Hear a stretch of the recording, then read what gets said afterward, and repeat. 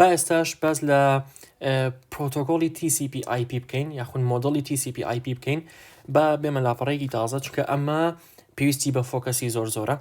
با من سەرەتا باز لە لێرەکان بکەم باشە لێرەکمان هەیە بەم شێوەیە لێریکە و لێریکە 1 2 3 4 5 باش ئێمە وەکو وتم دوو تایپ یا دوو مۆدڵی سەرەکیمان هەبوو OSI کە 7 لێر بوو پێویست ناکە باسیکەین چکە بەکارهێنانی نەماوە لەگەڵ TCP IP کە 5 لێرە با ئێستا لێرەکان بنووسین ئەمە ئەپلیکیشن و پێویستە کات هەمووشی بزانیت بە ئۆردەر لەگەڵ ترانسپۆرت لەگەڵ نێتۆرک و لەگەڵ داتا لینک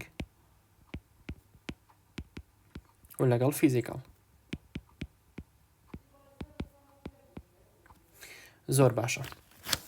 اینجا ئەمە پی ئەوترێت TCP IP مۆدڵ زۆر باش ئێستا با باسی شتێکی گرنگ بکەم لێرەیە ئێمە کاتێک کە داتا ئەنێرین داتا هەر هەمووی بەم شێوەیە بەم شێوەیە ئەمە بەشێکی داتاکەیە بۆ نمونە ئەمە بەشێکی داتاکەیە ئەمە داتاکەیە ئیتر ڕسمە تێکستە ڤۆیسە هەرچیەکە ئەمە ئەو بەشەیە کە پێی ئەڵێن سۆرس ئەدرس یعنی سۆرس ماک destination ماک بۆ کوێ ئەنێریت و لێرەشەوە FCS مان هەیە frame check sequence ئەمان بۆ ئیرەرە باشە ئیرەر ریکەڤەری یا ئیرەر دیتەکشن باش ئەمە بە گرنگ نییە بۆ ئێستا بە ئەمە باز نەکەین کەواتە بە ئێمە گرنگە لە شتێت بکەین ئەمە خۆی داتاکەیە بەڵام ئەمانە پی ئەوترێ هێدەر ئەمەش پی ئەوترێ ترێلەر و ئێمە زیاتر گرنگی بە هێدەرەین چکە ئەدرێس هەمووی ئەچێتە هێدەرەوە بەم شێوەیە کەواتە ئێستا تێگەیشتین کە هێدەر چییە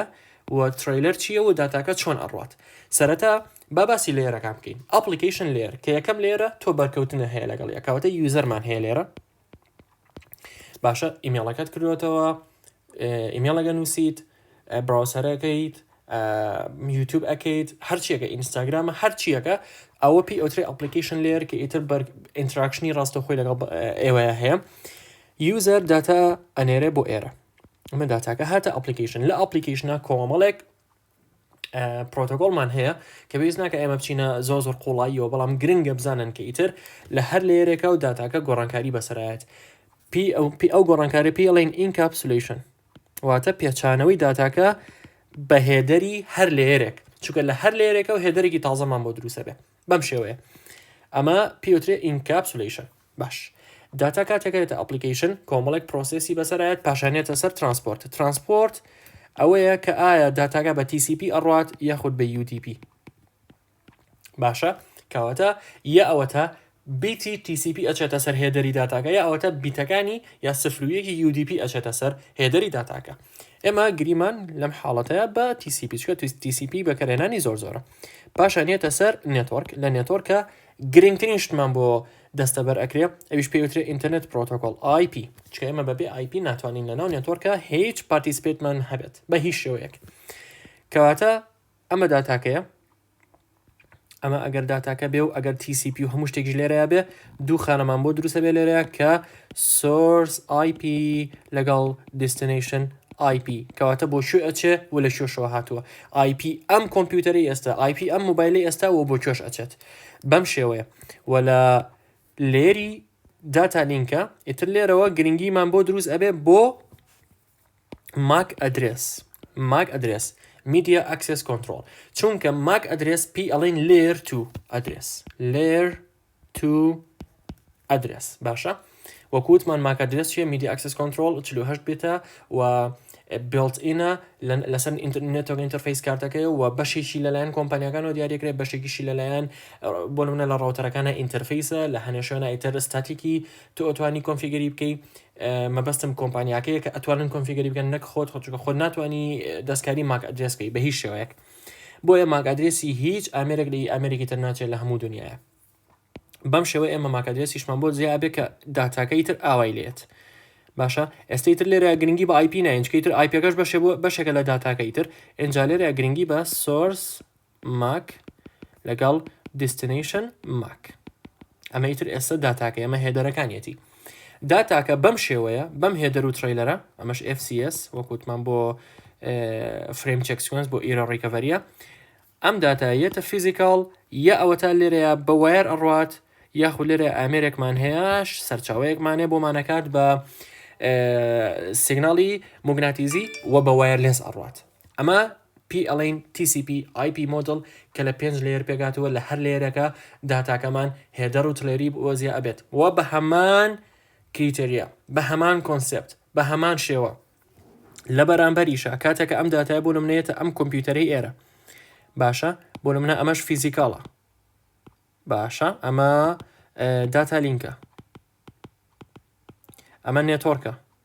ئەمە لێرەکانە لە بەرامبەرێ ئەمە ترانسپۆرتە ئەمەشیان ئەپلیکیشنە لێرەیە داتاکە کاتێکیتر لێرەوەیەت بۆ ئێرە باشە لە فیزیکاڵوێت بۆ فیزیکاڵی ئێرە وردە داتاکە کە سەر ئەکەوێ دی ئینکاپسولیشنی بۆ ئەکرێت کەواتە ئیتر هێدەرەکانی لێ ئەبێتەوە چون چیمان پێویستە ئێمە سەیریکە لە فیزیکاڵە پێویستمانە بزانین کە داتاکە بە وایر هاتووە یاخود بە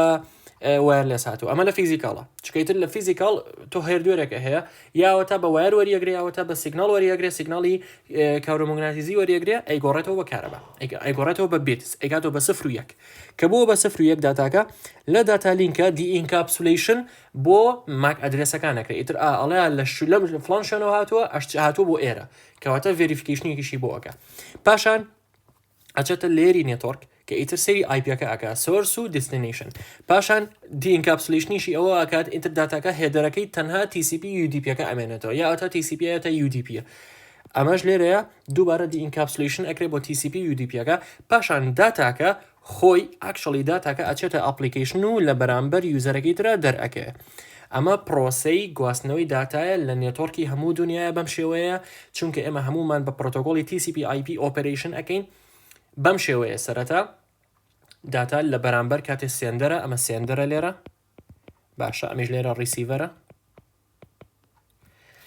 سێندەر بە ئاچێتە ئەپلیکیشن پاشان ترانسپۆرت پاشان نێتۆرک پاشان داتا لینک پاشان فیزیکال لە فیزیکال ئەچێت بۆ فیزیکاڵی ئەو بەرەوە پاشان داتاکە دی ئینکاپسولیشنی بۆ ئەکرێت لێر بە لێر تاکو ئەگاتە GUI کەسی ڕیسیڤەر و بەرامبەر گرافیکال یوزەر ئینتەرفیسی بەرامبەر تۆ لە ئینستاگرام نامەیەک ئەنێری بۆ هاوڕێیەکە ئەبەم شێوەیە ئەڕوات ئەنجا ئاگاتە لای ئەو هاوڕێت بۆیە گرنگە لێرەیە بزانین لە کۆمەڵێکشت تێ بگەین لە داتاکان لە لێرەکانە هەر یەکەیان چه هێدەرێکی بۆ زیاد ئەبێت و چۆن ئینکاپسولیشن و دی ئینکاپسولیشن ڕوئەت تکایە ئەم ڤیدیۆیە چەند جارە سیر بکەن چکە گرنگە ئەم شتانە بزانن و نۆتەکانتان بیر نەچێ بینوسن ئینشاءڵڵا سەرکەوتوو بن